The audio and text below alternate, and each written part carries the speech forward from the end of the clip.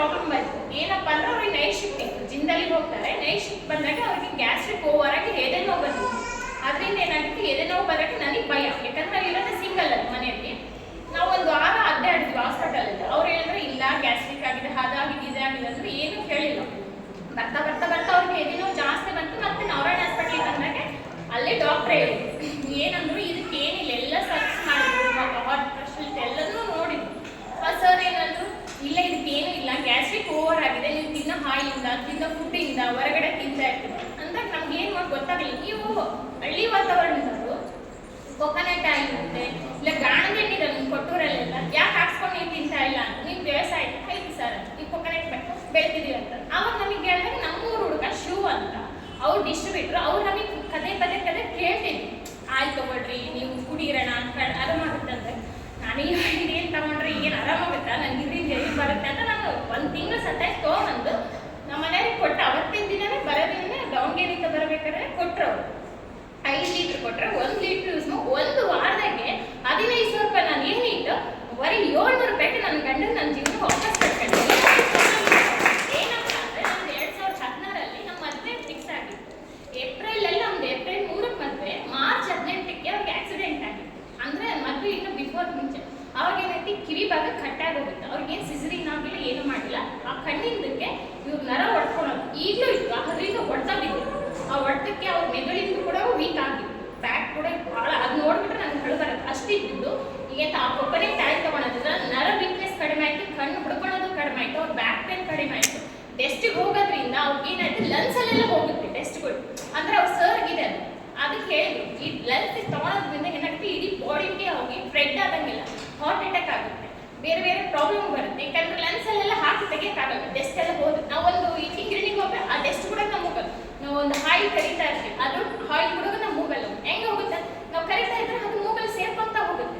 ಏನೋ ಸ್ಮೆಲ್ ಹೋಗುತ್ತೆ ಅಂತ ಫಸ್ಟ್ ನಮಗೆ ಮೂವಿಗಳೇ ಹರಡೋದಲ್ಲ, ಅಲ್ಲಿಂದ ಹೋಗಿ ನಮ್ಮ ಲಂಗ್ಸ್ಗಳೆಲ್ಲ ಹೋದಾಗ ಏನಾಗುತ್ತೆ, ನಮ್ಗೆ ಇಲ್ಲದ ಪ್ರಾಬ್ಲಮ್ಗಳೆಲ್ಲ ಸ್ಟಾರ್ಟ್ ಆಗುತ್ತೆ. ಸರ್ ಹೇಳಿದ್ರೆ ಸರ್ ನಮಗೆ ಸೂಜಿ ದಾರದಷ್ಟು ಇರುತ್ತೆ, ಒಂದು ಸಾಸಿವೆ ಕಾಳಷ್ಟು ಹೋದ್ರೂ ಅಲ್ಲಿ ಸಿಕ್ಕೋಕೊಂಡ್ರೆ ಬ್ಲಡ್ ಸರ್ಕ್ಯುಲೇಷನ್ ಆಗಲ್ಲ. ಅದೇ ಥರನೇ ನಾವು ಹೇಳೋದೇನಂದ್ರೆ, ನಾವು ಆಯಿಲ್ ತೊಗೊಳೋದ್ರಿಂದ ನಮ್ಮ ಜೀವನ ಪಡ್ಕೊಂತೀವಿ. ಬರೀ ಒಂದು 700-800 ಅಂತೆ. ಅದೇ ನೀವು ಹೋಗ್ರಿ ಹಾಸ್ಪಿಟಲ್ ಒಂದು ವಾರಕ್ಕೆ 15 ದಿನಕ್ಕೆ, ಒಂದು ತಿಂಗಳಿಗೆ ಎಷ್ಟು ಇರ್ಬೋದು.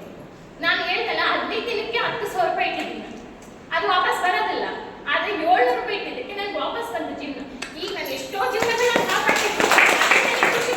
ಬಂಡವಾಳ ಎಷ್ಟು ಬರ್ತದೆ ನಿಜವಾಗ್ಲೂ ನನಗೆ ಗೊತ್ತಿಲ್ಲ. ನಾನೀಗ ಇಷ್ಟು 400 ಬಂದಿದ್ದೀನಿ ಅಂದ್ರೂ ಕೂಡ ಅದು ಶಿವ ಸರ್, ರೆಡ್ಡಿ ಸರ್ ಕೊಡೋ ಪ್ಲಾನಿಂಗ್, ಮತ್ತು ವೀರ ಸರ್ ಕೊಡೋ ಮೀಟಿಂಗ್ಗಳಿಂದ, ಗುರು ಸರ್ ಕೊಡೋ ಮೀಟಿಂಗಿಂದ ನಾನು ಎಷ್ಟು ಜೀವನಗಳನ್ನು ಕಾಪಾಡ್ತಿದ್ದೀನಿ. ಎಲ್ಲರೂ ಬೈತಿದ್ದಾರೆ ಕೊಕೊನಟ್ ಆಯಿಲ್, ಅದು ಹೀಗೆ ಹೇಳ್ಬಾರ್ದು, ಅದಕ್ಕೆ ಸಂದರ್ಭ ಇದೆ ನನಗೆ, ಆವಾಗ ಮಾತಾಡ್ತೀನಿ.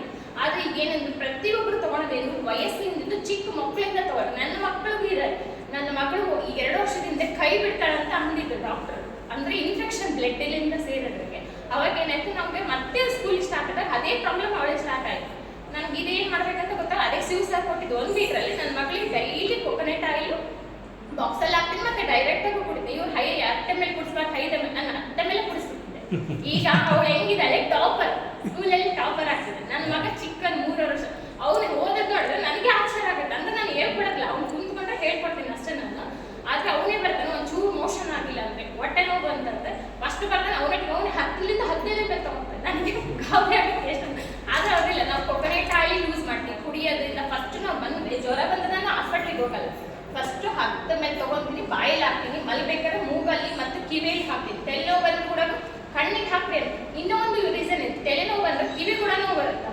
ಆ ಕಿವಿ ನೋವು ಬಂದಾಗ ಏನು ಮಾಡಿ, ಈ ಕಡೆ ಕಿವಿ ಬಿಡು, ಯಾವ ಕಿವಿ ನೋವು ಜಾಸ್ತಿ ಇರ್ತೋ ಆ ಕಿವಿಗೆ ಹಾಕ್ಕೊಳ್ಳಿ, ಕಣ್ಣಿಗೆ ಬಿಟ್ಕೊಳ್ರಿ. ಅವಾಗ ಏನಾಗುತ್ತೆ, 1 ಅವರಲ್ಲಿ ನನಗೆ ಕಿವಿ ನೋವು ಬರಲ್ಲ, ಈ ತಲೆನೋವು ಬರೀ ಹೋಗುತ್ತೆ. ಮಾತ್ರೆ ತೊಗೊಂಡು ನನಗೆ ಅರ್ಧ ಗಂಟೆ ಮತ್ತೆ ಇಟ್ಬಿಟ್ಟೆ, ಮತ್ತೆ ಇದು ತೊಗೊಂಡಂತೆ ಎಲ್ಲ ತೊಗೊಂಡೆ. ಆದರೆ ಹಾಗಲ್ಲ, ನನಗಿರೋ ಪ್ರಾಬ್ಲಮ್ಗಳಂತೂ ಒಂದು ಕಿಡ್ನಿ ಸ್ಟೋನ್ಸ್ ಇತ್ತು, ಮತ್ತು ತುಂಬ ವೇಟ್ ಇದ್ದೆ, ಮತ್ತು ನನಗೆ ಚೆಸ್ಟ್ ನೋವು ಇತ್ತು. ಅಂದರೆ ಬೋನ್ಸಿಂದ ಕಫ ಒಣಗಿತ್ತು, ಅದೊಂದು ಉಸಿರಾಟ ಪ್ರಾಬ್ಲಮ್ ಆಗಿತ್ತು. ಅದು ಏನಾಗಿತ್ತು, ಇದು ಹೋಗಿ ನಮ್ಮ ಮನೆಯವ್ರು ನನ್ನೇ ಬೈತಿದ್ರು. ಅವ್ರು ಫಸ್ಟ್ ತಗೋತಿದ್ದು, ನಾನು ಯೂಸ್ ಮಾಡ್ತಿದ್ದಿಲ್ಲ.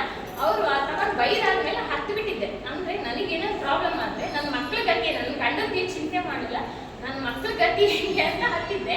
ಅವ್ರು ಬಂದು ನೈಟು 10:30 ಆಗಿತ್ತು, ಬೈದು 10:30 ಡ್ಯೂಟಿಯಿಂದ ಬಂದು ಎದಕ್ಕೆ ಕಳ್ತಿ, ಹಿಂಗೆ ಏನು ಮಾಡ್ತೀವಿ ತಗೋ ಇಲ್ಲ ಅಂತ. ಅವಾಗ ತಗೊಂಡಾಗೆ ಒಂದು 15 ದಿವಸದಲ್ಲಿ ನನಗಿರೋ ಪ್ರಾಬ್ಲಮಲ್ಲಿ ಬರ್ತಾ ಬರ್ತಾ ಬರ್ತಾ ಕಡಿಮೆ ಆಯಿತು. ಫಸ್ಟಿಗೆ ವೆಯ್ಟ್ ಆದವರೇ ನಾನು ಒಂದೇ ಸಡನ್ಲಿ ಫಸ್ಟ್ ಇದು ಹೆಂಗಾಗುತ್ತೆ ಅಂದರೆ, ಒಬ್ಬೊಬ್ಬರಿಗೆ ವೆಯ್ಟು ಜಲ್ದಿ ರಿಸಲ್ಟ್ ಕೊಡುತ್ತೆ, ಒಬ್ಬೊಬ್ರಿಗೆ ಕೊಬ್ಬಿನ ಅಂಶ ಜಾಸ್ತಿ ಇದ್ದರೆ ವೇಟ್ ಆಗಿ ವೇಟನ್ನ ಡೌನ್ ಮಾಡುತ್ತೆ.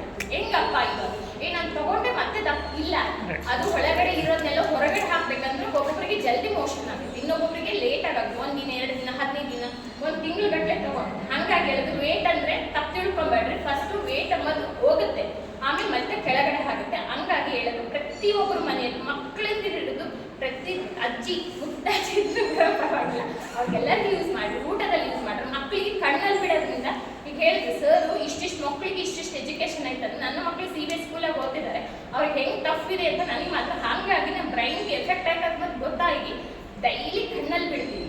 ಮತ್ತೆ ಮಲ್ಬೇಕಾದ್ರೆ ಮೂಗಲ್ಲಿ ಕಣ್ಣಲ್ಲಿ ಅಂದ್ರೆ ಸರ್ ಹೇಳಿದ್ರು ಬೆಂಗಳೂರಲ್ಲಿ ಮೂಗಲ್ಲಿ ಬಿಡೋದ್ರಿಂದ ನಮ್ಮ ಮೆದುಳಿನ ನರಕ್ಕೆ ಹರಡುತ್ತೆ. ಕಣ್ಣಲ್ಲಿ ಬಿಡಂದ್ರೆ ನಾವು ಓದಿ ಓದಿ ಓದಿ ನರಗಳು ವೀಕ್ ಆಗ್ತಾ ಬರುತ್ತೆ, ಕಣ್ಣು ದೃಷ್ಟಿ ಅಂತೂ ಕಡಿಮೆ ಆಗುತ್ತೆ. ಈಗ ಚಿಕ್ಕ ಚಿಕ್ಕ ಮಕ್ಕಳಿಗೆ ಸ್ಪೆಕ್ಟ್ ಬಂದಿದೆ, ಹಾಗಾಗಿ ಮಕ್ಕಳಿಗೆ ಸ್ಪೆಕ್ಟ್ ಬರಬಾರ್ದು, ಒಂದು ಬ್ರೈನ್ ಕೂಡ ಎಫೆಕ್ಟ್ ಆಗಬಾರ್ದು ಅಂದ್ರೆ ಕಣ್ಣಿಗೆ ಬಿಡ್ರಿ, ಮತ್ತೆ ಮೂಗಲ್ಲಿ ಬಿಡ್ರಿ. ಮತ್ತೆ ಊಟದಲ್ಲಿ ಲಂಚ್ ಬಾಕ್ಸ್ ಎಲ್ಲ ನೀವೇ ಹಾಕೊಳ್ತೀವಿ, ಲಂಚ್ ಬಾಕ್ಸ್ ಅಲ್ಲಿ ಹಾಕೊಳ್ಳಿ. ಜಾಸ್ತಿ ಹೊರಗಡೆ ತಿಂದು ಬಿಟ್ರೆ ನಿಮ್ಮ ಸ್ವತಃ ಕೈಯಿಂದ ನಿಮ್ಮ ಮನೆಯಲ್ಲಿ ಮಕ್ಕಳಿಗೆ ಏನ್ ತಿಂಡಿ ಬರುತ್ತೋ ಅದನ್ನ ಮಾಡ್ಕೊಳ್ಳಿ.